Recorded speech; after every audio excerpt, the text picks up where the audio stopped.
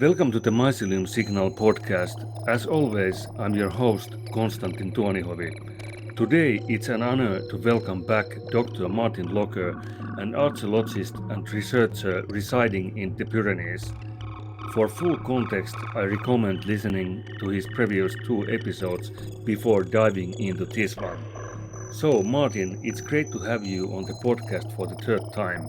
It's Easter and nearly April here in Finland, and I'm recording this in an old sauna cabin. So, consider this a cottagecore rural cast, if I may sound a bit hip. Well, yeah, to be fair, I'm in my flat, but I am up in the mountains and it's absolutely pissing down with rain outside in the forest. So it's kind of rural here as well. That's only fitting. It's in Finland. Where I am at now, it's almost like a spring in the sense that we have slight sun here and the temperature is around maybe 5 Celsius plus. And I don't think we will get the revenge of winter anymore. So we are on our way to the spring finally. How are things on your own end in Andorra? Are there any new projects you might share with our audience? Oh, yeah, of course. Yes. Always.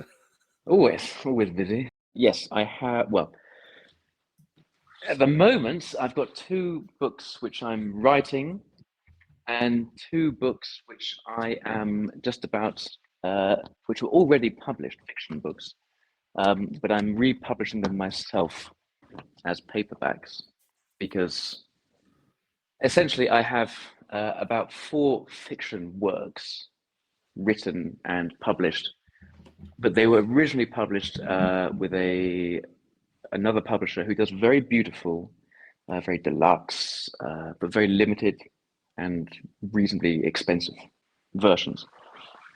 And so I just want to offer a kind of everyman paperback affordable edition of them. So I've republished the first 2 already in January, which are my short story collection, Prisms of the Oniri, and my first novel, Stones Beneath a White Star, which is largely set in the Ariège, but also in Lausanne, in the Dordogne, and in the Côte d'Azur. So now I'm beginning to republish the next 2, which are a collection, the full manuscript of poetry and vignettes and that kind of thing, which was previously published with the other publisher as a kind of excerpted selection. And also my second novel, which is set in rural England from, say, the 1950s to the 1990s, more or less. And I'm working on a new research book, tentatively and perhaps rather flippantly titled Highly Holy, which is about Christianity in the Pyrenees, the history of its particular sites, theological trends, that kind of thing. And also a novel, which I've nearly finished, which has become much bigger than I anticipated, which is called The Heights of Perfection, which is quite odd. It's I don't even know if it's going to be readable actually by the end of it, but it's the best way I can put it is sort of an invalid in 1930s London who uses alpine travel literature to travel mentally, and he attempts to essentially write his own alpine travelogues with all the knowledge he's gathered from, you know, a lifetime of reading this kind of material. And this leads him into a sort of strange sort of psychogeographical landscape in which you have some like elements of, well, lots of interesting elements, ethnography, aspects of like Eckhartian theology and other things like that. So it's a curious thing. That's the best way I can put it at the moment. But that's nearly finished. I reckon in a couple of months that'll be finished. But in terms of public release, first order of business is to get these other two things republished as paperbacks. That's quite a lot. It's like I can't imagine how you manage to be so prolific with your music projects as well, and whatever professional activities you're Well, you embarking know, on. one has to keep busy. Yeah, that's a kind of like an encouragement for some people who think about creating something on their own. So just to check what one man can do over there in Andorra, it's incredible. I have some of your books here. I have The Bountiful Borderlands, The History of the Pyrenean Livelihood, and The Tears of Pyrenees, Archaeology, Folklore, Traditions of the Pyrenees. I think you sent them to me some maybe even 3 years ago. Yes. I think Bountiful Borderlands, which is the second book that came out. Yeah. When was it? Like 2020, I believe. Check. I think so. I think it was then. No, maybe 21, I think. Yeah, that sounds about right. 2021 or something like that. And then last year I published a monograph on apotropaic carvings on rural Andorran doors in like barns, outbuildings, rural houses, that kind of thing. And that took about a year and a half to do because I had to do all the field work for that as well. So yeah, it's coming along. Everything's coming along. Yeah, you seem to have a good relationship with your diamond muse. It seems well, you like. know, it's just you know, one. It's kind of like what I said last time I was on. It's like if I mean, you know, you don't have to wait for permission to do any of these things. I mean, if you want to do it with music or writing or painting or whatever, I mean, just do it. We have all the tools now, you know, just do it and try to make it decent, basically. We did a 2 episode. It was early last year. Those were the two first episodes of this Mycelium Signal podcast ever, and the one episode to give one hint for our listeners was about your professional background, archaeology, and the myths of Pyrenean area and that kind of stuff. And another one was called Into the Numinos, and it dealt with the Numinos and tectonic. And I think we also talked a bit about the diamond concept as well. Yes, I believe. Yes, I think we did. Yes. And during the first season, we heavily, with other guests, I mean, and I'm not speaking about myself in the plural, spoke about a lot of the diamond and the genius loci, which we talked also about you. So we don't perhaps need to delve into that now, but we have lots of different interesting topics. For example, before we enter those, how is Easter celebrated in the Pyrenees? Are there any interesting folk traditions, perhaps? Oh well, I mean, Easter. I mean, we have to remember that the Pyrenees, you know, being situated as they are between in France and Spain, it is a almost exclusively Catholic affair. And so we see a huge amount of local processions, you know, with the carrying of the cross and the carrying of the Virgin and all those kinds of things. In terms of particular how to put it, in terms of Easter traditions, which I can't think of any offhand, which will provide that kind of, you know, winnowing back into the what, you know, the kind of what people like to say is like all the pre-Christian past and that kind of thing. I can't think of any offhand, which isn't to say that there aren't. I just can't think of any particularly offhand at the moment. But in terms of viewability, the overwhelming majority of Easterness in the Pyrenees has a strongly Catholic flavor. I mean, you know, France, Spain. it's Yeah. it's pretty well embedded here, in the yearly cycle, and even like in Andorra, which is well, Andorra is co-principated by the Bishop of Urgell, the other co-prince being the French head of state.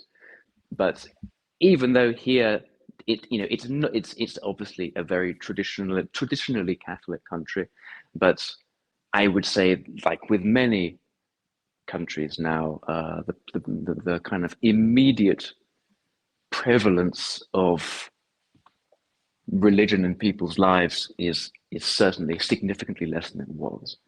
But even here, you know, each parish, they have the processions, and there's a reasonably good turnout for those. You know, and all the various, you know, Easter masses and Holy Week masses and that kind of thing. So, yeah, Catholic essentially would be the one-word answer for that. Yeah, that was what I was imagining Yeah. it would be. So, thank you for the explanation. One theme has been popping up in my radar for years now is Gnosticism, and I think you are also interested in the topic. And could you give some kind of like a bare bones introduction? What exactly is this Gnosticism, which is also quite popular in the Western occult circles? Yeah, I mean, Gnosticism has, it seems to me, in the past, say, 20, about 20 to 30 years, Gnosticism has received quite a lot of attention from, how would you put it, like subcultural areas. Perhaps we can blame Boyd Rice for that. But it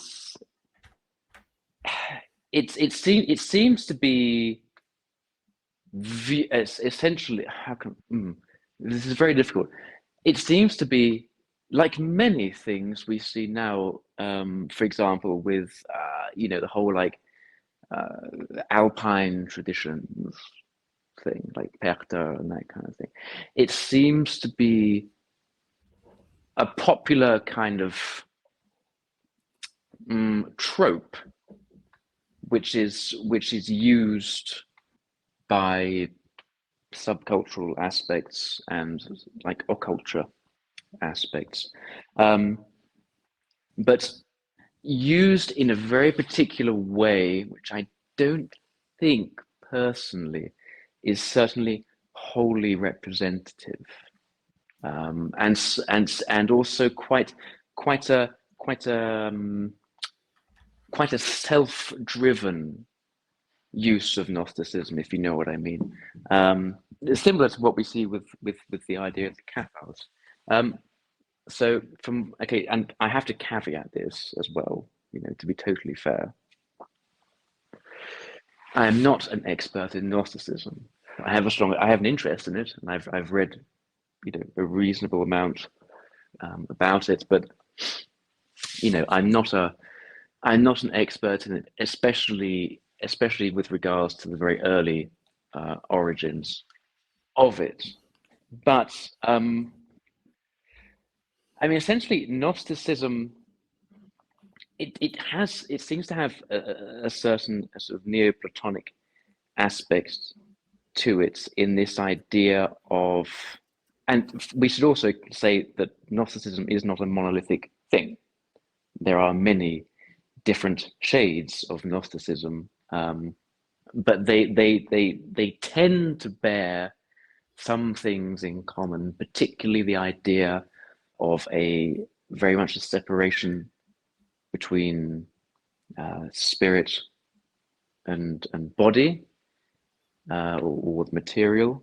Also an emphasis on the idea of a quite dualistic view of things in terms of a God who is a God primarily of the spirit or the spiritual realm, as it were, and then another either equal or lesser God, so to speak, who is generally seen as, in rather a negative light, who is the creator of the material, and the material, and these two forces are in something of a perpetual conflict in man, and some of the Gnostic ideas, particularly those we find in what are they called? The Bogomils, who, again, they might not have called themselves Gnostics, but from a modern perspective, they bear a lot of Gnostic elements, certainly highly dualistic. The Bogomils, the famous Cathars, who had a strong influence from the Bogomils, I believe they called the Paulicans as well, to a degree, had a Gnostic element. These are all, well, the Bogomils and I think they're the Paulians or the Paulicans. They were from Armenia, I think. They tend to hover around between the 9th and 11th century. But yeah, so Gnosticism is a very difficult thing to pin down, because it also became rather an umbrella term by the church for heresy as well. For instance, like Cathars, before they were termed Cathars, were also, I think they were also termed Manichaeans, and the Manichaeans were, I believe they originated essentially as a I want to say a sort of Persian sect who kind of in the 3rd century, I think, who married several disparate elements from Christian teaching, from Zoroastrianism, and from other elements as well, and they were essentially destroyed, well, largely kind of eradicated or scrubbed out by the Roman Empire. But they also held a very dualistic view, which could also be described as Gnostic. But the term Manichaeism was also used in the Middle Ages as an umbrella term as well for heresy, which also held a Gnostic flavor. So all these things are very sort of intertwined and loosely defined. So it's quite difficult to pin things down. But in terms of what would you call like the basic bitch Gnostic, keystones, an emphasis on dualism, an emphasis on this separation between body and spirit, often in terms as well of man's soul yearning to escape the material realm and return to its original spiritual realm home. We kind of see this a little bit, at least that's what's been suggested in scholarship, in the Cathars, and I think they, again with the Cathars, we're talking about a very loosely defined thing, because no one can possibly really agree, because the documentation is largely from the Inquisition, which, as one can imagine, is not potentially the most reliable source of information. But with the Cathars, who people tend to agree they had a strongly Gnostic element in one way or another.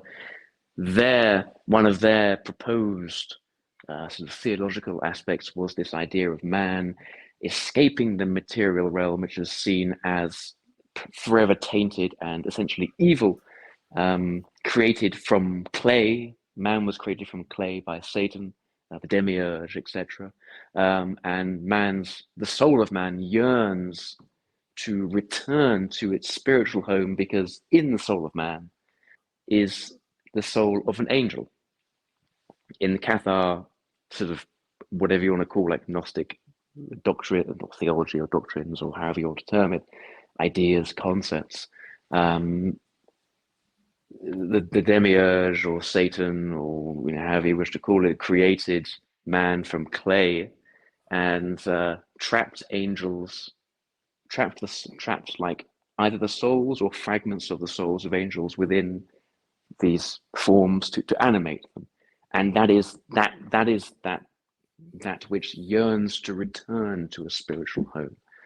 So I don't know if that gives it. That probably gives less clarity than saying nothing at all. But yeah, that's that's mysticism, man. What do you want? Yeah. Spoken like somebody who has actually done some research on the subject. Oh, yeah. It seems like because possibly, probably not enough to speak on it, but there you are. Yeah, you're so modest.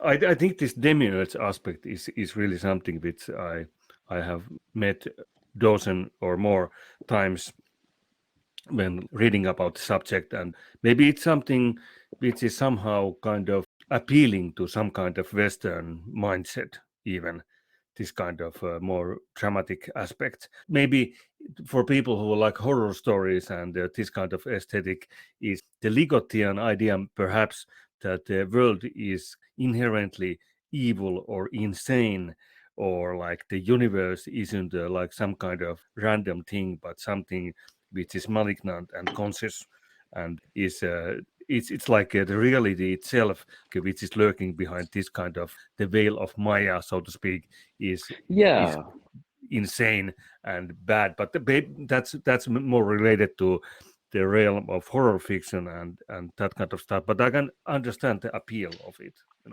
No, I can certainly. I mean, I can certainly understand the aesthetic appeal of using the idea of demiurge, etc. But what I don't understand, well, I do understand why. I mean, they miss out the next part because, because that doesn't fit within the aesthetics of the genre. Be it the kind of the darker music or, God, I sound like a Ronald Reagan, the darker music. Like the black metal or the kind of horror fiction or whatever.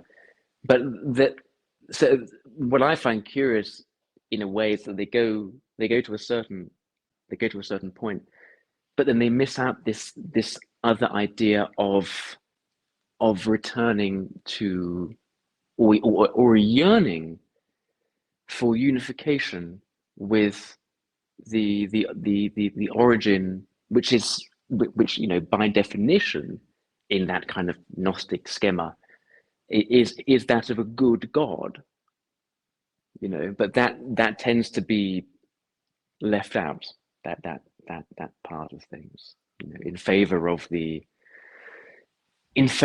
torment, in favor of the kind of the machinations of an evil deity controlling everything. So again, for me, it kind of ties back to what I think we talked about a little bit in our first podcast together, was this sort of pick and mix attitude towards things. Yeah, this kind of eclecticism. Well, yeah, eclectic, but with a very specific point to prove. Maybe cherry picking. Exactly. Yeah, it's interesting. We have had lots of private discussions, and maybe in the previous 2 episodes, you had some criticism against the postmodern occultism and the mercantile aspects of it. And I think one aspect is definitely that kind of like easygoing eclecticism, in the sense that cherry picking something and not even thinking about then the subjects which are going to be mixed in the food, so to speak. It's like just throwing. Well, there's nothing wrong with. In fact, it's far from nothing wrong. It's very good to have a very inquiring mind, and to be eclectic in your interests, and open to investigating and researching and reading and learning new things, all of which, I mean, even someone who follows, for example, if everyone, no matter if they're on a hyper niche path or an incredibly mainstream one, no one is going to have the same experience as someone else on that particular path because of their own mind. I mean, unless they've had a lobotomy, they're going to have a slightly different perspective, and that's perfectly normal, good, and you should be looking into all sorts of things and learning as much as you can if you're interested in that area of things, and absorbing it like a sponge, and that will all color your thing. But for me, what I find to be more irritating is when all this is done very much to never to challenge yourself in your beliefs, but only to perpetually reinforce your own worldview and your ego. If you know what I think you know Yes. what I'm trying to get at here. Like it's all about reinforcing something which you already believe, which tends to be something as well for a lot of these people which is something which they believe in order to make themselves feel bigger and more important.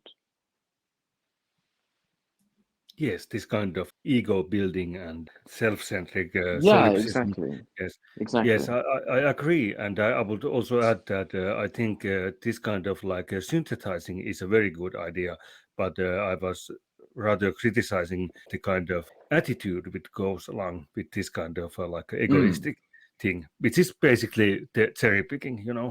Yeah, and often involves a course or a piece of merchandise to sell at the end. Yeah, usually. But I think that's actually something which has been with occultism for many centuries now, I would believe. Maybe in some weird way, maybe not always, but for a very long time, since the advent of mercantilizing. I mean, not capitalism, but this kind of idea that you would sell some goods and get something in return, you know? Well, I think in the in the kind of how can we separate things out? Okay, putting aside things, to take a classic example, which we find, which everyone knows about, like in the church, of course, the idea of what are they called? Not penances. What's the word? But Yeah, relics, or tokens, or indulgences, all these kind of things, stocks. which were a huge money spinner. I mean, really big, formed part of the core economy of the church for centuries. But putting like that aside, in terms of I think if you go back to then probably, at least in the West, I really can't speak for other areas, but at least in the West, like the mid 19th century, where you saw the advent of spirit, things like spiritualism to a degree, and some of these more unique takes on things. Often they went hand in hand with the kind of the rise of advertising in some way, So I think we can probably trace, but I would say that within the past 20 years seems to have been a real explosion in not DIY but SIY, sell it yourself, Yes. in the occult area of things. Yeah, it all seems some people have had the merchants of the occult have had like that kind of like a web stores which you have these drop down menus which you can use to collect like different kind of spells and that kind of stuff, and also of course they offer custom spells, and this kind Yeah. of stuff really irks me. in a bad way because Well, who doesn't have a bloody grimoire now yeah. to their name? Either we're living in an era of incredible spiritual power, which I somewhat doubt, or 90% of these things are probably not worth the paper they're printed on. Which doesn't mean that I myself don't get sucked into, oh, that looks interesting, I better get that. Only £20? Well, I could have an interesting, fun, more fun maybe than interest. But there's, I mean, how many occult presses are there now? How many of the so-called occult, all these things? And are people happier? Are people more, to use a horrible word, empowered now than they were before? I really doubt it. Yeah, I think I myself prefer kind of the tactile approach to the occultism in the sense that I prefer to be pragmatic and try things out myself. Of course, I sometimes do errors and burn my fingers, so to speak. But I think that's a good approach in the sense that, or rather in contrast, that if I would just like hire somebody to do something for me, or purchase some spells online, and that maybe that's like a kind of bridge for somebody to cross over to the kind of pragmatic side. But if you just are happy with buying spells online, I think you are not going too far, not too deep. Well, no, you're just using a credit card. I mean, Yeah. that's all it is. I mean, I don't know. I never want. The problem is, I always, when we talk about these things, I always come across like some kind of miserable old git. Like, I can't believe people are buying. I mean, everyone has their things they like to collect. It really doesn't matter. I probably make more of it than I actually feel. I mean, it's no different to like collecting records, or which is another possibly overblown thing. But or collecting anything. People like to have things. I mean, me included. There's nothing unnatural or particularly different about that. It's just that in those kind of areas, due to the nature of the material and the way in which one has to sell those things, the bullshit meter tends to go off the charts sometimes. Yes, I think it would be beneficial for people to do venture somewhere like outside into the nature, and instead of buying an altar from eBay or Etsy or wherever they sell altar kits, I know they do sell those. Maybe it would be a good idea to go into some kind of like a liminal forested space and build your own primitive bare bones altar, like an animistic altar, and see how it works. It could be like an interesting experience. And of course, I'm speaking about my own experience, Yes. the pit, which is almost 9 years now. And that has kind of converted me into this some kind of like atavistic, animistic, and kind of approach to the occult and magic. And with magic, I'm not referring to something which is normally used with a K after the word, but some kind of primitive style of magic, yes, in the original sense, perhaps. Well, before we started recording, you hinted at you had an anecdote or a story to tell about one of your experiences in the pit, and I'd love to hear it. I originally shared this account with the Finnish horror author Marko Hautala, who has been a guest on this podcast too. His chthonic-themed novel Leveluhta was actually a source of inspiration for the underground shrine where this experience takes place. Martin, would you narrate this story yourself? Your voice talent is exceptional. You might recall the old root cellar at the pit that I had transformed into a kind of chthonic chapel some 3 to 4 years prior. There is an interesting story related to that place. You know, around 2 years ago, I excavated the cellar deeper, which led to an unexpected consequence. Following the autumn rains, it had become inundated with water.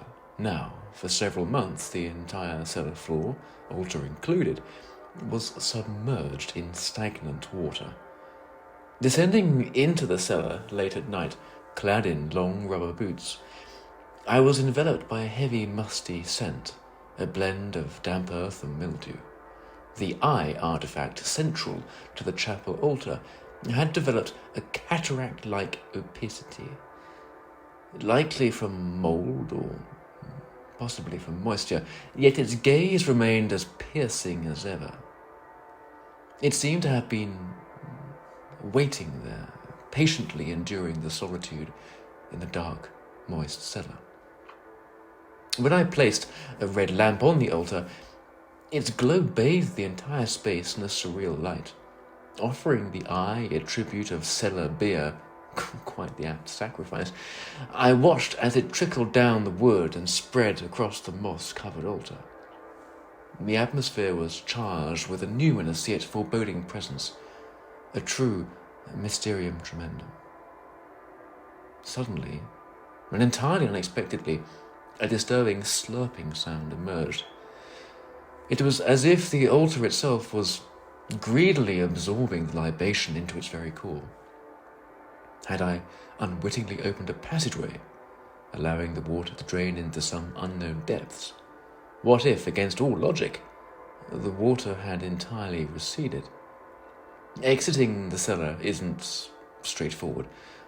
One must first press up on their arms and then heave oneself up. A chilling thought crossed my mind. What if the chapel refused to let me leave?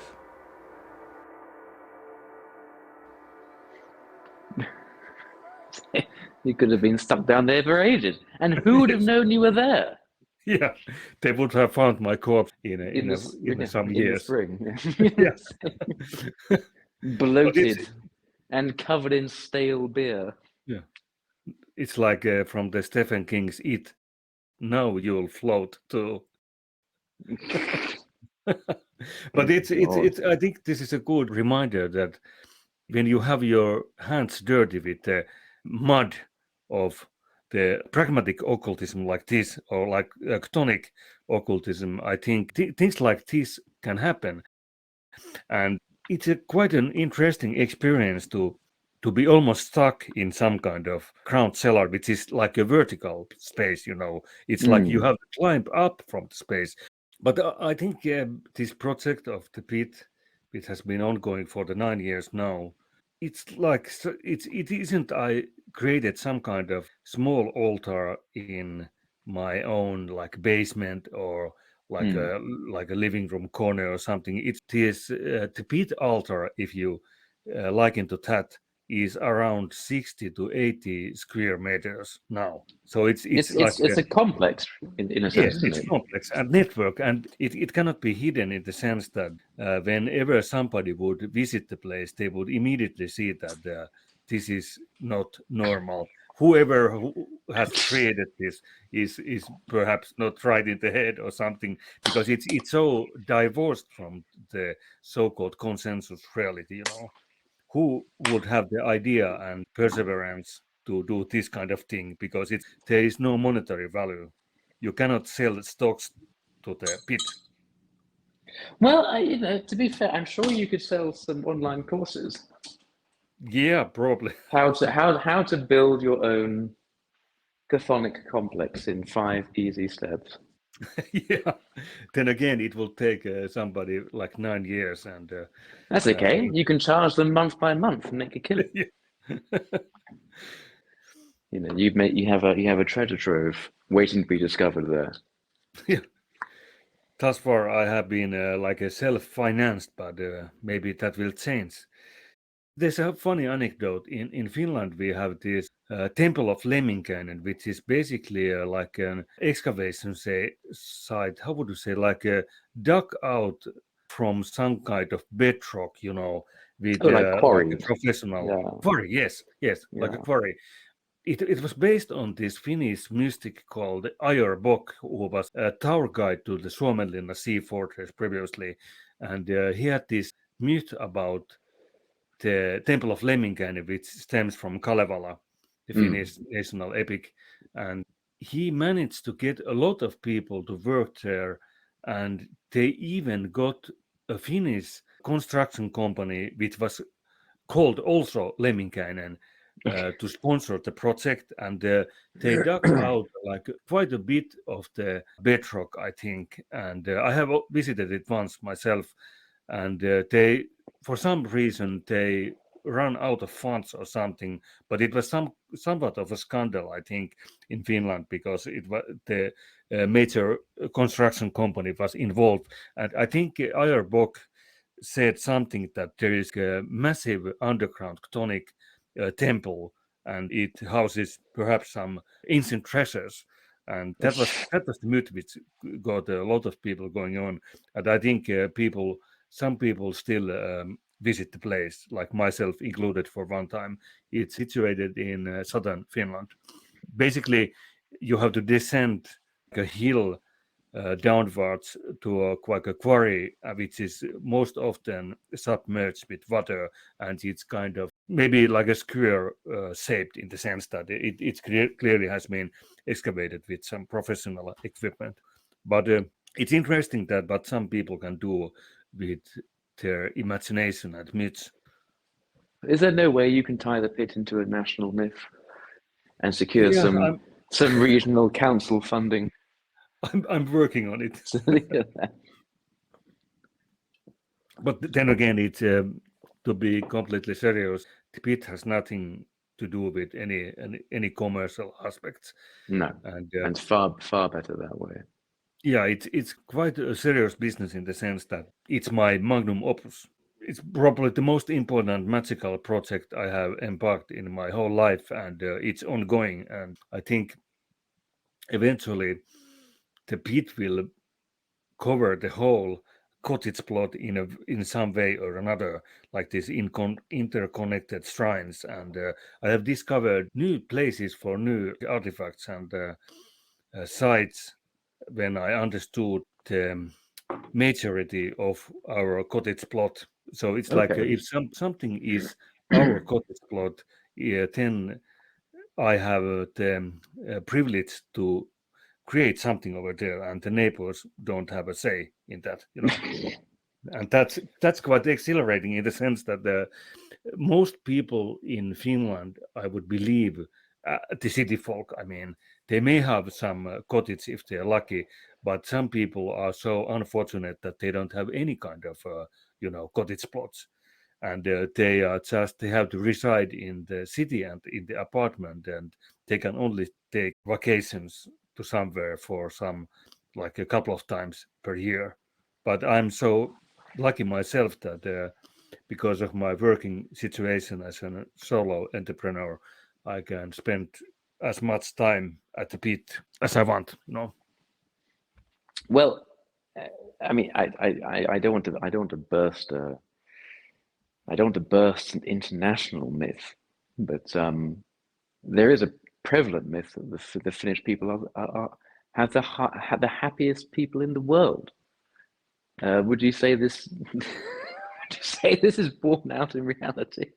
I think this is madness, in the sense that I have yet to meet a Finnish person who would agree to this kind of stuff. I don't understand what kind of statistic is behind this, because it's I think it's some kind of like a running joke that everybody I know are like perplexed that this kind of statistic exists, and at least I don't know those kind of people, because who the hell were those our ancestors who embarked to settle Finland? I would imagine that it wasn't out of some kind of a laser thing or some kind of option. I think it was a desperate attempt to flee something, or just make living somewhere and not starve to death. And I would only imagine that how harsh the conditions were whenever first Finnish people or the settlers back then, they were of course not called Finnish back then, but anyway, our late ancestors, happen to have been very hardy people, because You know, the Finnish winters. Brutal. Yeah. Brutal. And it's not the nature is like most often that welcoming, you know, at least in the winters. And we only get a couple of months of summer here anyway, and we can get a fucking hailstorms during the midsummer, you know, to be a bit hyperbolic. Good grief. No, I imagine it's, you know, it has the hidden hand of the Finnish tourist board behind Yeah. it to encourage hordes of desperates, you know, people from other areas to go, oh, well, if there's one place that's going to make me happy, it must be Finland. I think it's not that it isn't a beautiful place, and I'm sure that's, you know, but yeah, I always found that to be an interesting choice of the happiest place in the world, Finland, with its, you know, 6 month brutal winters and that kind of thing. I think it's a different thing to visit some place than to live in some place. It's some things that just get a bit stale when you are like experience them in daily basis. And you would, if you run some kind of joke here, it's like if you would go claim the statistic to people who are waiting the tram in the middle of the winter to get to their workplace at 7 a.m., they would probably punch you in the head to claim something like this, because it's, yeah, I don't just know who the hell comes up with this kind of stuff, because a lot of Finnish people are quite melancholic, myself included. Yeah, you all seem very jolly. Yeah, when I'm not sullen. When you're not trapped in the Yeah. pit, and the Yeah, roots are trapped trying in to the escape. Pit of Nycredo. But anyhow, pick one interesting topic.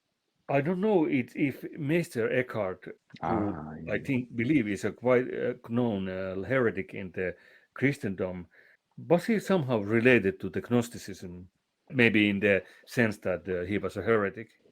Well, I mean, he wasn't declared a heretic by the church. A small part of his, after he died, a small portion of some of his teachings or his sermons were deemed heretical. I think that was eventually resolved, but it wasn't as if in fact, he was a very well respected Dominican preacher in the.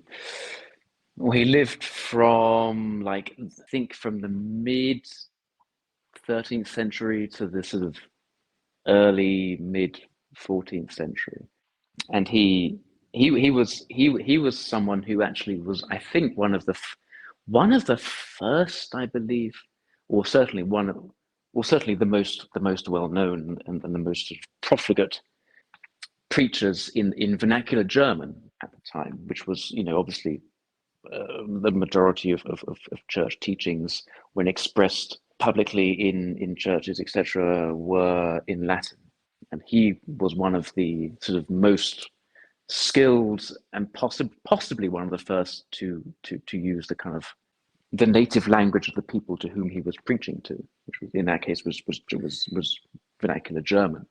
But no, not Gnostic. So no.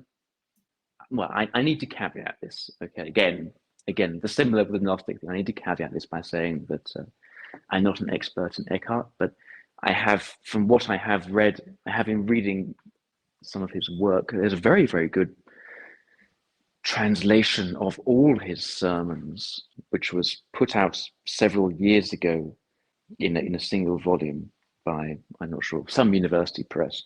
It's extremely good. But yeah, so I've been reading a fair amount of that recently because, well, I mean, to be candid, I've explored various different aspects in my lifetime, which isn't that long. I mean, I'm not yet 40, but within the past, I'd say probably year and a half, after about probably 15 years, I'd say probably 15, 17 years of having a strong interest in Christianity from a kind of research, cultural, archaeological, historical, social perspective, shall we say, and aesthetic as well. I mean, we can't divorce those things.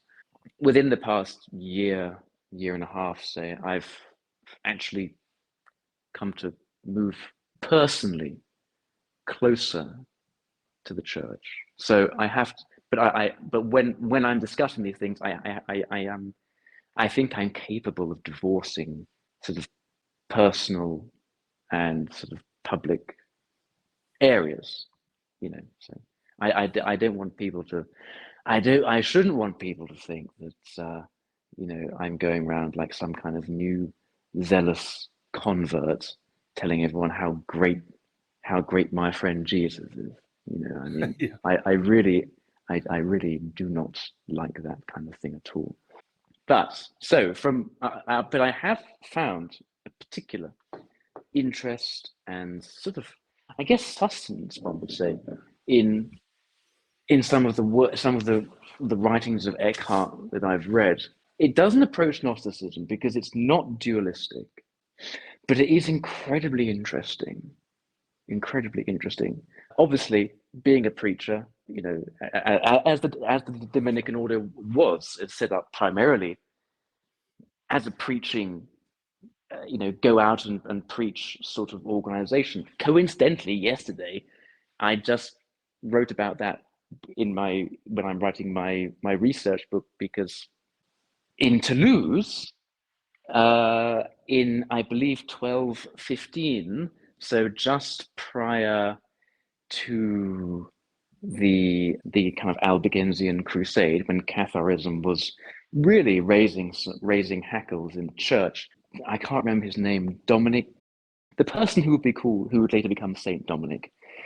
He actually, the origins of the Dominican order lie, in a sense, in his response to the dangers of Catharism, or the perceived danger of heresy in the Languedoc. And this chap, who would then become Saint Dominic, actually set up a little community in Toulouse at the Church of the Jacobins, where he created the Church of the Jacobins, and was busy there. Some of his chaps off to Paris to form a sort of in a way, a kind of nascent priory, which then became a kind of university, I guess you could call it, on the Rue de Jacobin, which is why the Dominicans are called Jacobins in kind of like common parlance. But no, so the ethos of the Dominicans was going out and preaching, and Eckhart was very much a master of that, of preaching and using language in a way which was quite mystical. There's a huge amount of metaphor involved, because for him, and this is very, I'm trying to pick a route to explain this. Okay, so for Eckhart, there's kind of two interconnecting principles which lie at the core of his, I guess, mysticism, you could call it. And bear in mind that Christian mysticism is an enormous well. I mean, there's all sorts of movements from its beginning. In a sense, one could even call some the kind of more Gnostic elements Christian mystics, but he has a long pedigree behind him of this kind of thing, basically. And his two kind of primary things, in a way, are the idea of a kind of I guess you could call it a sort of distinction between God and the Godhead. Okay, God is that which we can use in a, God is the creator of the world, the universe, etc., and for him there is a capacity, limited as it is within human language, to to express or talk about, in a sense, God. Okay, but then I guess almost like behind God or beneath, or shall we say, underlying a foundational element is the Godhead, and that is what he connected to his concept of the ground. Okay, ground or Grund in German. It works better in German in a sense because Grund has more flexibility in meaning, but it's translated into English as the ground. Okay, and that doesn't necessarily mean like, you know, the earth you stand on, but, you know, like if you have a grounding in something, it's like a foundation.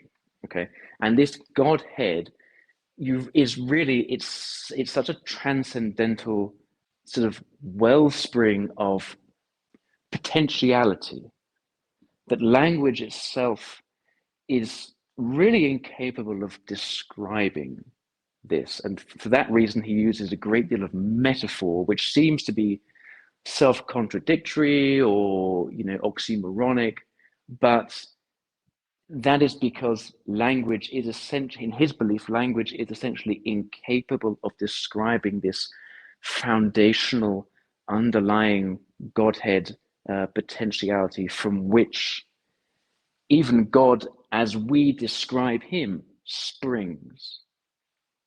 It's very transcendental in a way, and many people who have studied his work, you know, in scholarship and etc., draw parallels to Buddhism in a way. And this, you know, this isn't to say that, oh my goodness, there, you know, must have been a direct line of communication between one and the other, but there are shared elements of this sort of transcendental conceptualization of this foundational divine essence, which lies at the behind everything, but also within each person there is a fragment of this, or a sliver of this Godhead potentiality essence in a way. It is within everything that is created. And so when you, to use like Christian terminology, when you receive grace, when you accept God, etc., he describes it as this sliver is set on fire. It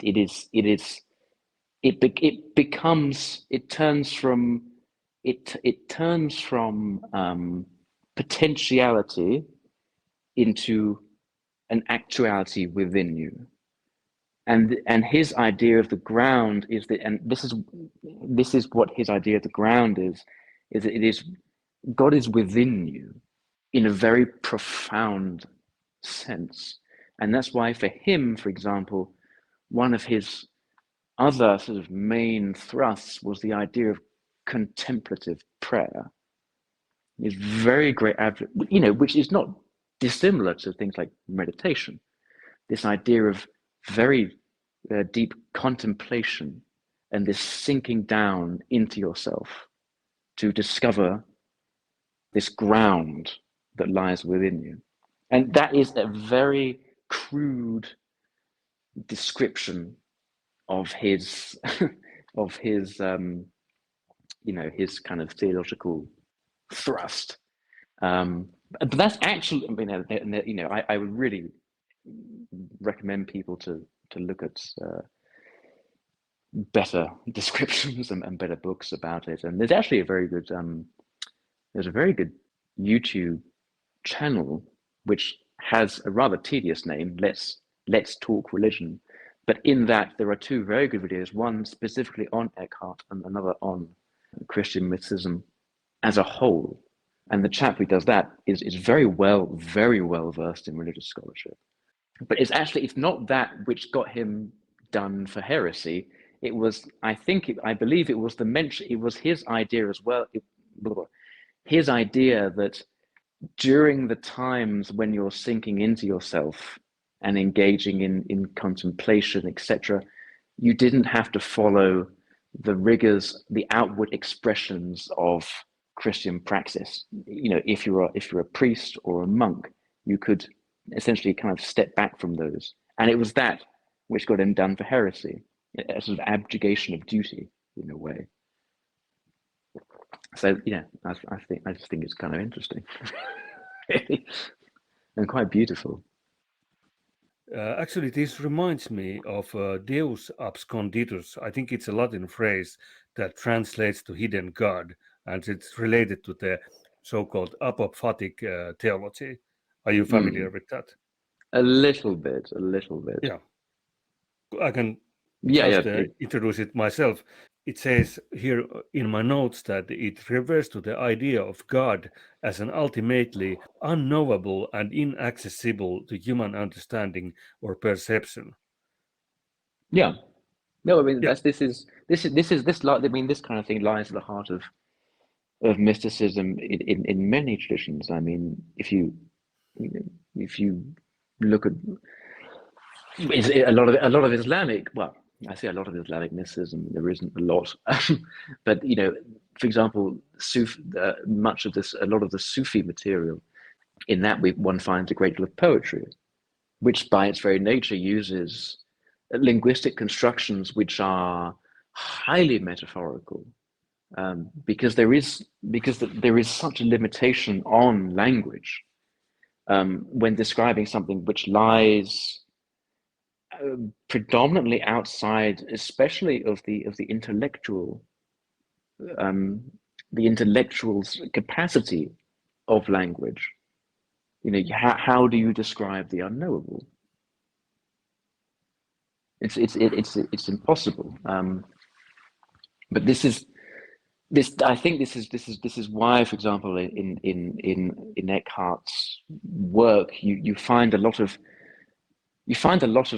metaphorical references. For example, there's the concept of the citadel or the castle of in one's soul, where one is kind of divinely reborn with the grace of God. You have that kind of divine rebirth in terms of like accepting but it's only possible to act. He states it's only possible to, and it's only possible for you, and only possible for God, not the Godhead, but God, to access that citadel, castle, however he wants to describe it, by shedding every element of oneself. So it's that stripping away of one's.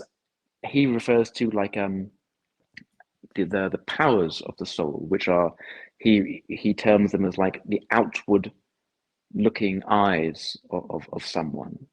It's the influence, the distractions of an exterior world. Whereas it's only when one turns one's eyes inward that you are capable of beginning to see the ground and to approach it, and to begin to shed away these external fripperies which take away or which distract you from yourself. And yourself is, by its very nature, that sliver of Godhead which is within each person.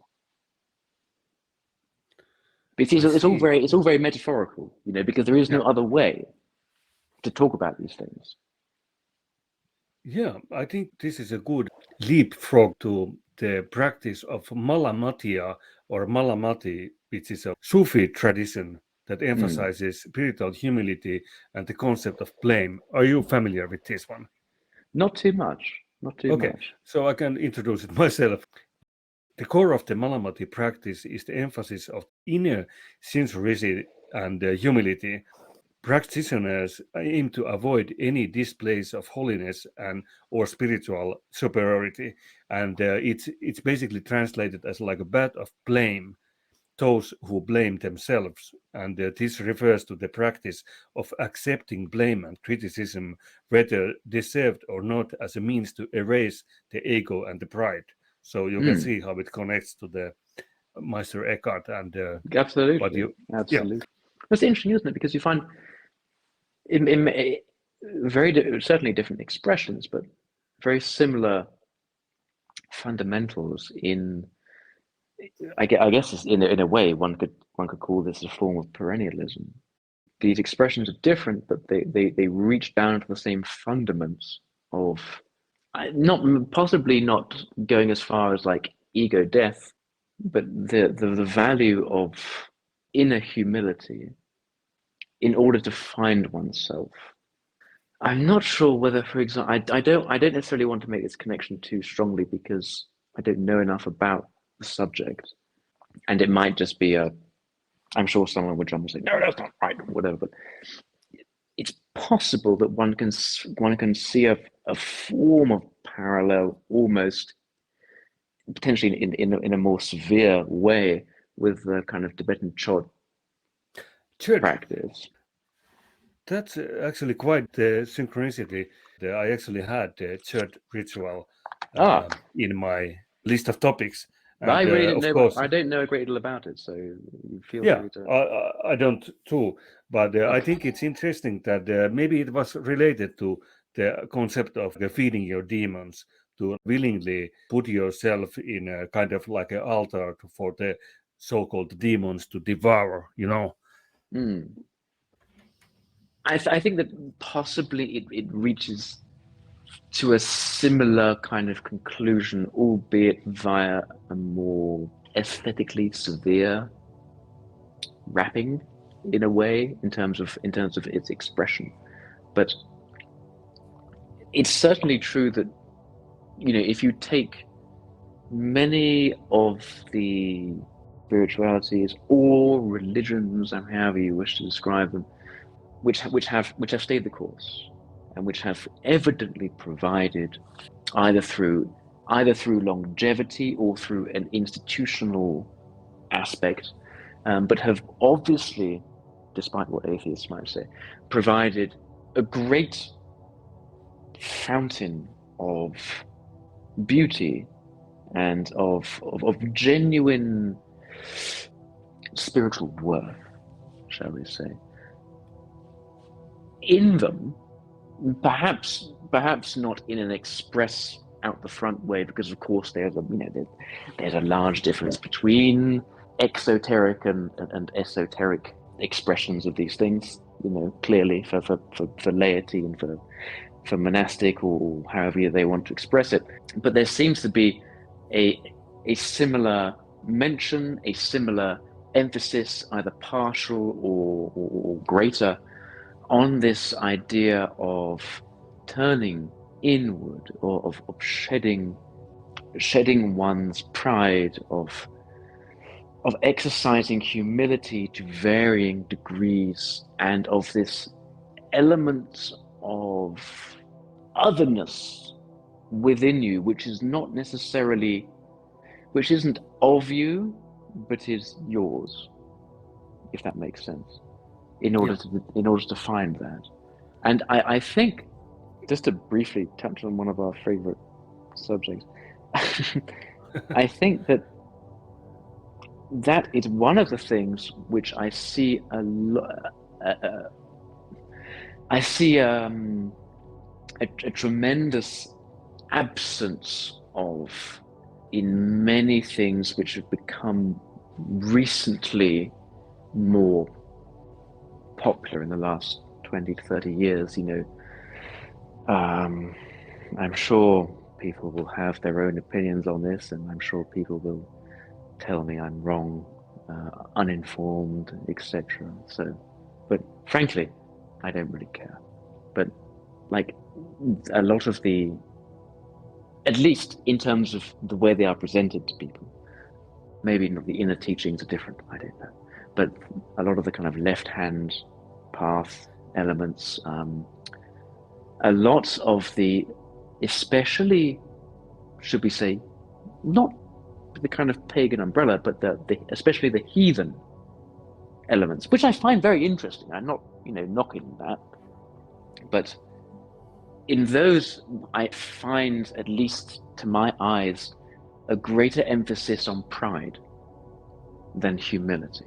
And I think that is why in those areas, not everyone by any means, and I don't want to make people think that I'm,